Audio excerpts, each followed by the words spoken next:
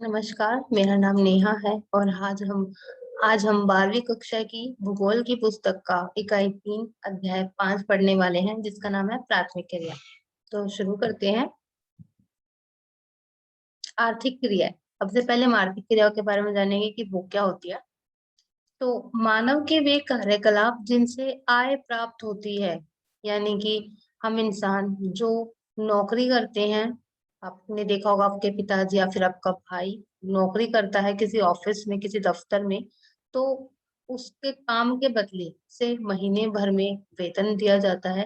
तो वो एक आर्थिक क्रिया है, क्योंकि उस काम के बदले जो वो कार्य कर रहा है उसके बदले उसे आय प्राप्त होती है। तो उसे आर्थिक क्रिया कहेंगे। ठीक है। तो यहाँ बताया गया है कि आर्थिक क्रियाएं मुख्यतः 4 वर्गों में विभाजित है, यानी कि 4 तरह की होती है आर्थिक क्रियाएं। पढ़ते हैं कौन कौन सी होती है।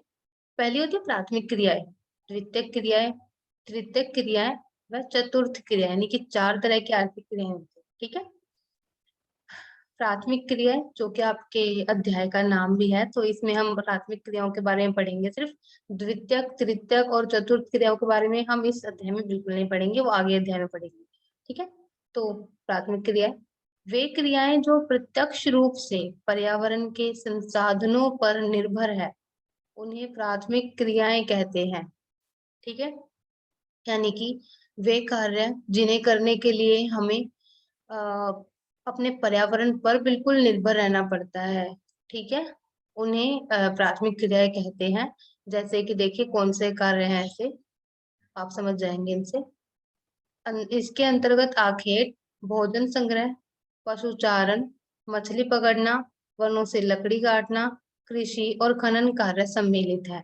अब यहाँ पर जो खनन है इसका मतलब होता है जब हम किसी भी जैसे कि हीरा या फिर कोयले के लिए जमीन को खोदना खनन कहलाता है। ठीक है। और आखेट का मतलब यहाँ पर शिकार से है, पशुओं के शिकार से। यानी कि ये ऐसे कार्य हैं जैसे कि आखेट शिकार करने के लिए पर्यावरण पर निर्भर रहना पड़ता है। भोजन संग्रह, यहाँ पर भोजन संग्रह आदिवासियों द्वारा भोजन संग्रह है, ना कि ये कि जैसे आजकल सब्जी बेचने वाला मंडी से सब्जियां खरीदता है। किस लिए खरीदता है? बेचने के मकसद से। तो यहाँ पर बेचने के लिए हम जो भी कुछ भोजन संग्रह करते हैं वो इसमें शामिल नहीं है। यहाँ पर सिर्फ शामिल है अपने जीवन निर्वाह के लिए, या फिर पेट भरने के लिए, अपना जीवन गुजारने के लिए जो भोजन संग्रह करते थे आदिवासी, वो है।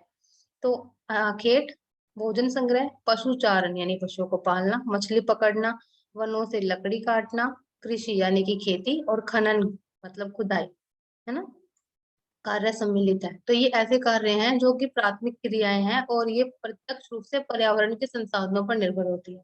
ठीक है। आगे चलते हैं। अब प्राथमिक क्रियाओं का ही एक भाग उठाया है इन्होंने, आखेट वेब एवं भोजन संग्रह। तो ये क्या होता है? आदि मानव जीवन निर्वाह के लिए अपने वातावरण पर निर्भर रहता था। अब आपको पता है कि आदि मानव जो था वो क्या करता था, उसको जानवर दिख रहे हैं तो वो शिकार करता था, है ना। और अगर जैसे कि उनके पास घर नहीं होता था तो वो छप्पर डालते थे, या फिर वो घास फूसों का ही घर बनाकर उसमें रहा करते थे, है ना। तो वो क्या करता था, वो अपने वातावरण पर ही निर्भर था अपने जीवन निर्वाह के लिए। तो उसका जीवन निर्वाह मुख्यतः 2 कार्यों द्वारा होता था।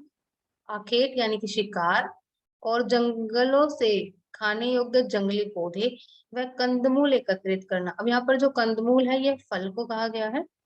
तो जो आदि मानव था वो 2 तरीके से अपना पेट भरने के लिए जो था भोजन संग्रह करता था। किस तरह से? आखेट करके, यानी कि या तो जानवरों का शिकार करके उनका मांस खाकर अपना पेट भरता था, या फिर जंगलों से जो भी खाने योग्य फल होते थे उन्हें वो एकत्रित करता था और अपना गुजारा करता था। ठीक है। इतना समझ आया हो? अगर आपको कोई दिक्कत लगती है वीडियो के साथ में तो आप उसको वीडियो को रोक कर अपनी कॉपी में लिख सकते हैं, या फिर उसे दोबारा सुनकर समझ सकते हैं। ठीक है। आगे चलते हैं। भोजन संग्रह और आखेट की विशेषताएं। अभी हमने भोजन संग्रह और आखेट क्या होता है वो पढ़ा था, अब इसकी विशेषताएं पढ़ते हैं। यह प्राचीन प्राथमिक क्रियाएं हैं, यानी कि ये दोनों क्या है, ये प्राथमिक क्रियाएं तो है पर प्राचीन है। अब आदि मानवों का जिक्र हुआ है ना, क्योंकि आदि मानव भोजन संग्रह करते थे, शिकार करते थे। तो आदि मानव एक बहुत ही प्राचीन समय में थे, हम जानते हैं। तो इसलिए ये प्राचीन प्राथमिक क्रियाएं हैं। यह कार्य कठोर जलवायु वाली दशाओं में किया जाता है। ठीक है। इससे अधिकतर इसे आदिम कालीन समाज के लोग करते थे। अब यहाँ पर आदिम कालीन क्या है, यानी कि आदि मानव के काल के समय वाले लोग, ठीक है।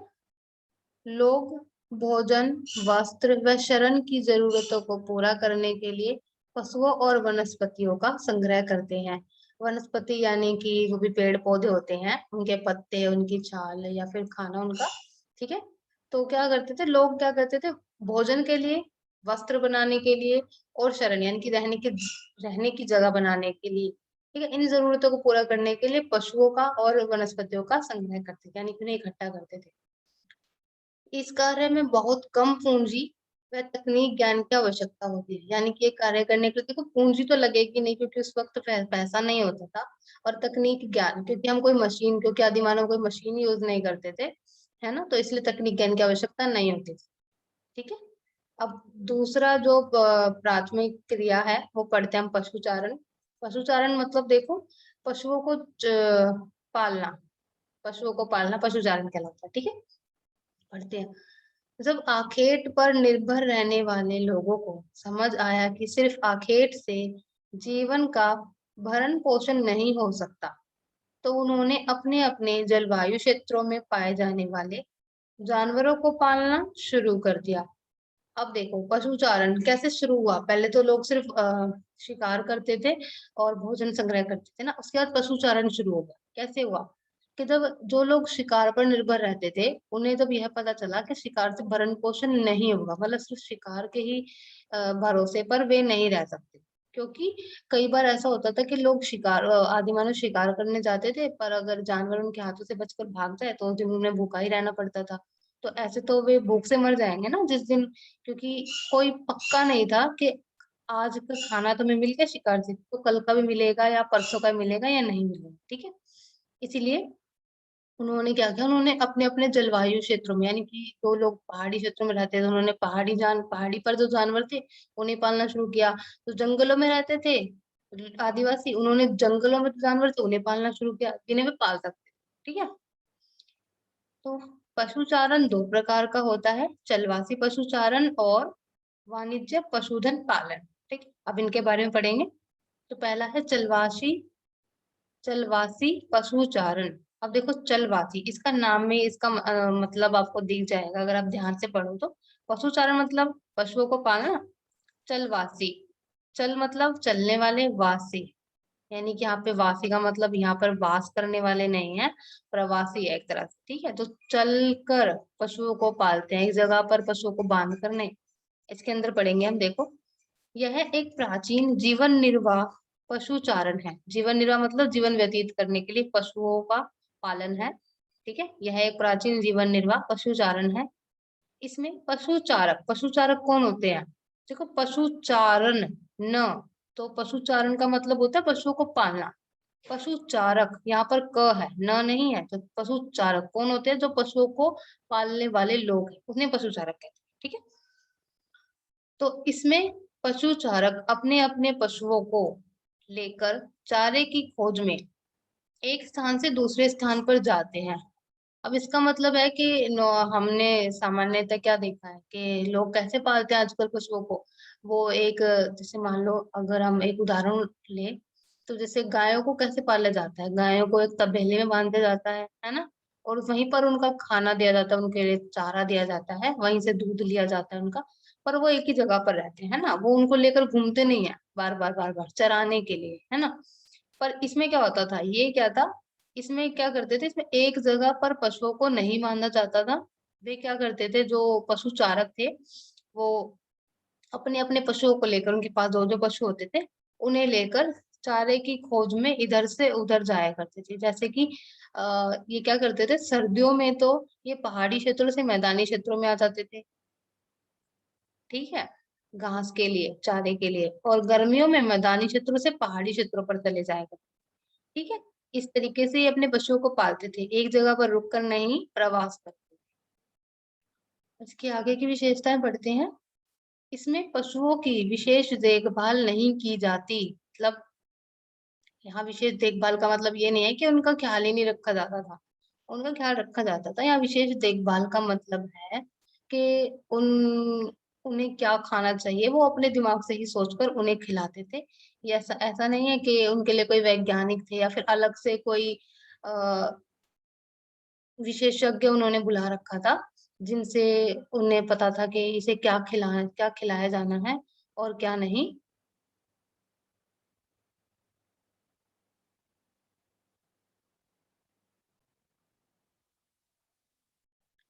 इसमें पशुओं को प्राकृतिक रूप से उगने वाली घास पर निर्भर रहना पड़ता है।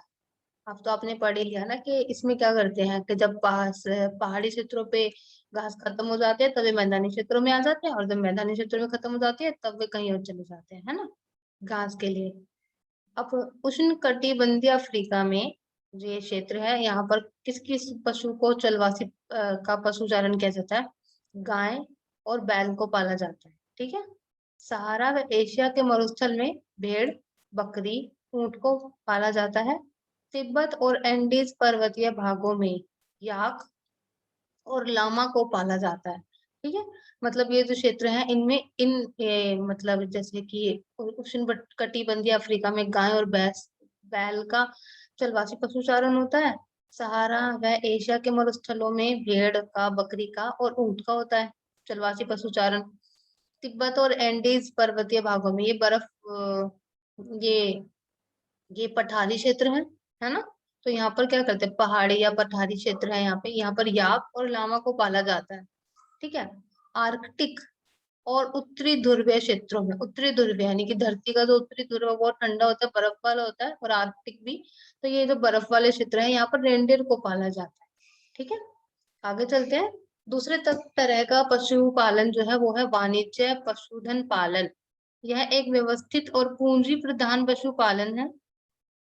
इसमें केवल किसी एक प्रकार के पशु को ही पाला जाता है। यानी कि जो पशुपालन का है, देखो नाम में ही आप समझ जाओगे। पशु वाणिज्य का मतलब है व्यापार के लिए, ठीक है। और पशुधन मतलब पशुओं को पालन, यानी कि व्यापार के लिए पशुओं का जो पालन होता है उसे वाणिज्य पशुधन पालन कहते हैं, ठीक है। यह एक व्यवस्थित और पूंजी प्रधान पशुपालन है। अब व्यापार के लिए है तो पूंजी प्रधान होगा, उससे पूंजी प्राप्त होगी, ठीक है। इसमें केवल किसी एक प्रकार के पशु को ही पाला जाता है। चलवासी पशुचारण जो है उसमें कोई आ, ऐसा नहीं है कि वहां पर सिर्फ एक ही तरह के पशुओं को पालते हो। जैसे कि आप देख सकते हैं यहाँ पर एशिया के मरुस्थल के स्थान में भेड़, बकरी, ऊंट, तीन तरह के पशुओं को एक साथ पाला जाता है ना। पर ये क्या होता है, वाणिज्य पशुधन पालन में एक ही प्रकार के पशुओं को पाला जाता है, ठीक है। इसमें पशुओं को एक फार्म में बाड़ा लगाकर पाला जाता है। बाड़ा क्या होता है, उन जानवरों के चारों तरफ जानवरों को एक भूमि दे दी जाती है, वहां फार्म बना के उसमें भी उन्हें रखते हैं। और जानवरों के चारों तरफ बाड़ा, यानी कि लकड़ी के जो वो बना दी जाती है ना सीमा, उसे बाड़ा कहते हैं, वो लगाकर पाला जाता है। इसमें पशुओं की विशेष देखभाल की जाती है। उन्हें वैज्ञानिक विधियों द्वारा पाला जाता है। यानी कि इसमें जो पशुओं को पाला जाता है वाणिज्य पशुधन पालन में, उसमें वैज्ञानिकों की सलाह के अनुसार उन्हें पाला जाता है कि जानवरों के लिए कौन सा खाना सबसे अ, अच्छा रहेगा, और या फिर उनकी चिकित्सक सेवा, उनकी स्वास्थ्य ठीक है या नहीं है। इसमें प्रमुख पशु कौन कौन सी है? भेड़, बकरी, गाय और बैल है। यानी कि इन तरह के पशुओं को पाला जाता है। इससे प्राप्त मांस, खाल और सींग को बाजारों में बेचा जाता है। देखा, मैंने कहा था व्यापार के लिए पशुपालन है, तो भेड़ से जैसे ऊन मिलती है, सींग मिल जाते हैं। और बकरी से क्या मिलता है? उनका मांस। गाय से दूध भी मिलता है, मांस भी कुछ लोग हैं जो खाते हैं, और बैल से भी। तो वे क्या करते हैं, उनके मांस को या खाल को और सींग को ना बाजारों में बेच देते हैं, ठीक है। यह पशुपालन मुख्यतः न्यूजीलैंड, संयुक्त राज्य अमेरिका, ऑस्ट्रेलिया, अर्जेंटीना, यूरुग्वे में किया जाता है। यानी कि ये जगहें हैं जहां पर वाणिज्य पशुधन पालन किया जाता है। आगे चलते हैं। अब ये कुछ जितना मैंने आपको पढ़ाया है, ये आखेट और भोजन संग्रह, प्राथमिक क्रियाओं के हमने ये अभी ये दो ही भाग पढ़े हैं ना, आखेट और भोजन संग्रह और पशुचारण। इनमें से कुछ ये प्रश्न उठते हैं जो आपके पेपर में आपसे पूछ लिए जाएंगे, 1 या 2 नंबर के प्रश्न के रूप में। तो एक बार हम इन्हें पढ़ लेते हैं। पहला प्रश्न है, लाल कॉलर श्रमिक कौन होते हैं? लाल कॉलर श्रमिक किन्हें कहते हैं, ये भी पूछ सकते हैं। उत्तर है, प्राथमिक क्रियाओं में लगे लोगों का कार्य क्षेत्र, यानी कि जहां वे कार्य करते हैं घर से बहुत दूर होता है और उनका कार्य बहुत कठिन होने के कारण इन लोगों को लाल कॉलर श्रमिक कहा जाता है। देखो आपको पता ही है, प्राथमिक क्रियाएं वाले जो कार्य है, यानी कि अगर शिकार करें या भोजन संग्रह करें तो उसमें मेहनत लगती है बहुत ज्यादा, है ना। और कभी कभी ऐसा तो शिकार के लिए जो लोग हैं वो काफी दूर निकल जाते हैं घर से, तो उनके कार्य जो होते हैं वो बहुत कठिन होते हैं, इसीलिए उन्हें लाल कॉलर श्रमिक कहा जाता है, जो भी लोग प्राथमिक क्रियाओं में लगे होते हैं। ठीक है। प्रश्न दूसरा है, ऋतु प्रवास क्या होता है? देखो, आप इस प्रश्न में ही इसका उत्तर छुपा हुआ है। ऋतु मतलब मौसम, सर्दी, गर्मी, बरसात, वसंत, पतझड़, ये जो होती है सब ऋतु होती है। तो ऋतुओं के अनुसार जो प्रवास किया जाता है, यानी कि एक स्थान से दूसरे स्थान पर जाया जाता है, वो ऋतु प्रवास कहलाता है। अब आप उत्तर में इसको और अच्छे से समझ जाओगे। पशु चारकों द्वारा समतल मैदानों से पर्वतीय भागों में शीत यानी कि सर्दियां व ग्रीष्म काल यानी कि गर्मियां के अनुसार किए जाने वाले प्रवास को ऋतु प्रवास कहते हैं। यानी कि जो चलवासी पशु चारक थे, जब वे एक समतल मैदान से पर्वतीय भागों में चले जाते हैं चारे की खोज में, ऋतुओं के अनुसार यानी कि सर्दियों के अनुसार, गर्मियों के अनुसार, तो उनके वे जो प्रवास करते हैं एक स्थान से दूसरे स्थान पर, उसे ऋतु प्रवास कहते हैं। ठीक है। प्रश्न तीसरा है, चलवासी पशुओं की घटती संख्या का क्या कारण है? चलवासी पशुओं की घटती संख्या का कारण है, पहला, राजनीतिक सीमाओं को बढ़ाना। अब देखो, सरकारें क्या करती हैं, जैसे आपको पता होगा नरेंद्र मोदी ने हमारे भारत में क्या किया। पहले जो केंद्र शासित प्रदेश में जम्मू कश्मीर आते थे, अब लद्दाख लद्दाख को बना दिया गया केंद्र शासित प्रदेश, यानी कि हमारे भारत की सीमा, उत्तरी सीमा लद्दाख तक पहुंच गई है। तो यहाँ पर राजनीतिक सीमा को बढ़ा दिया गया है ना। तो जब राजनीतिक सीमाओं को बढ़ा दिया जाता है किसी भी देश की सरकार के द्वारा, तो वहां के जो चलवासी जो होते हैं ना, चलवासी पशुपालन जो होता है वो कम हो जाता है। क्यों? क्योंकि ना उनका क्षेत्र कम पड़ जाता है। चारे की खोज में जहां तक वे पहले चले जाते थे जितनी दूर तक, अब वे उतनी दूर नहीं जा पाते, तो उनको घास कम मिलती है, तो वे कैसे पालेंगे उन्हें, है ना। तो पहला तो ये कारण है। और दूसरा है, कई देशों द्वारा नई बस्तियों की योजना बनाना। तो देखो, जब यहीं पर समझ जाओ, नई बस्तियों की योजना बनाना यानी कि जब नई बस्तियां बनाई जाती है तो क्या करते हैं, वनों को जला दिया जाता है, उजाड़ दिया जाता है ना। और जब वन उड़ जाएंगे, वन को उजाड़ दिया जाएगा, तो जब कोई घास नहीं बचेगी तो पशुओं को कैसे पाला जाएगा? ठीक है। तो इसीलिए चलवासी पशुओं की घटती संख्या का कारण है राजनीतिक सीमाओं को बढ़ाना और कई देशों द्वारा नई बस्तियों की योजना बनाना। अगले प्रश्न की तरफ चलते हैं। भोजन संग्रह विश्व के किन दो भागों में किया जाता है? भोजन संग्रह यानी कि आदि मानव वाला भोजन संग्रह, व्यापार के लिए नहीं, ध्यान रखना। तो अभी भी, इस वक्त में भी ये वाला भोजन संग्रह किया जाता है। कहीं पर आदि मानवों की अभी भी, आदि मानवों की नहीं, पर कुछ जंगलों में कुछ जनजातियां रहती हैं जो उन्हीं के तरीके से रहती है। तो ये भोजन संग्रह अभी भी किया जाता है। कहाँ पर? उच्च अक्षांश के क्षेत्र यानी कि धरती के ऊपरी हिस्से में, ऊपरी जो है हिस्सा, उस वहां पे उत्तरी कनाडा, उत्तरी अमेरिका और दक्षिणी चिली। ठीक है। और दूसरी जगह है निम्न अक्षांश के क्षेत्र यानी कि धरती में नीचे की तरफ, अमेजन बेसिन, उष्णकटिबंधीय अफ्रीका, ऑस्ट्रेलिया, दक्षिण पूर्वी एशिया। तो ये ऐसी जगहें हैं जहां पर अभी भी भोजन संग्रह किया जाता है। अगला प्रश्न है प्रश्न 5, आधुनिक समय में भोजन संग्रह के कार्यों का व्यापारीकरण हो गया है, स्पष्ट कीजिए। अब ये जो प्रश्न है ना, ये आपके बोर्ड के पेपर में जरूर पूछा जाता है। ठीक है। ये बहुत इंपॉर्टेंट, बहुत ही जरूरी है, इसको आप बहुत अच्छे से तैयार करके जाना। मैं समझाती हूँ उत्तर। पहले आदिवासी अपने जीवन निर्वाह के लिए भोजन संग्रह करते थे, वह उनका व्यापार नहीं किया करते थे। यानी कि जब आदिवासी भोजन संग्रह करते थे ना, तो वो सिर्फ अपने पेट भरने के लिए, अपने जीवन निर्वाह के लिए ही भोजन संग्रह किया करते थे। वो व्यापार नहीं करते थे उनका। परंतु आज के जमाने में जो सामग्री जंगलों से एकत्रित की जाती है, जैसे खाने के पदार्थ, यानी कि इसमें फल हो सकते हैं ना, काफी सारे खाने के पदार्थ जंगलों से एकत्रित किए जाते हैं, कीमती पौधों की पत्तियाँ, पेड़ों की छाल, औषधीय पौधों, है ना? ये सब चीज़ें जंगलों से जो भी एकत्रित की जाती है, उनका व्यापार कर दिया जाता है, ठीक है? तो आप इसको आसान तरीके में समझिए कि पहले के ज़माने में ना जब आदिवासी थे, तो वो सिर्फ़ भोजन संग्रह करते थे, पर अपने सिर्फ़ पेट भरने के लिए, अपनी भूख को शांत करने के लिए, अपना जीवन गुज़ारने के लिए। पर आजकल जो भोजन संग्रह किया जाता है, उसको बेचने के लिए किया जाता है, यानी कि जंगलों से जो भी उनको खाने की चीज़ें मिलती हैं, फल हो गए, फूल हो गए या फिर कुछ औषधीय पौधे मिलते हैं, वे उन सबको बेचने के लिए ही उनका संग्रह करते हैं। तो यहाँ पर ये बातें स्पष्ट की गई हैं, ठीक है? तो यह वीडियो आज यहाँ पर समाप्त होता है। आशा है आपको सब समझ में आया होगा। अगर आपको कोई दिक्कत होती है तो आप वीडियो को रोक कर या फिर उसे दोबारा सुनकर आप समझ सकते हैं। धन्यवाद।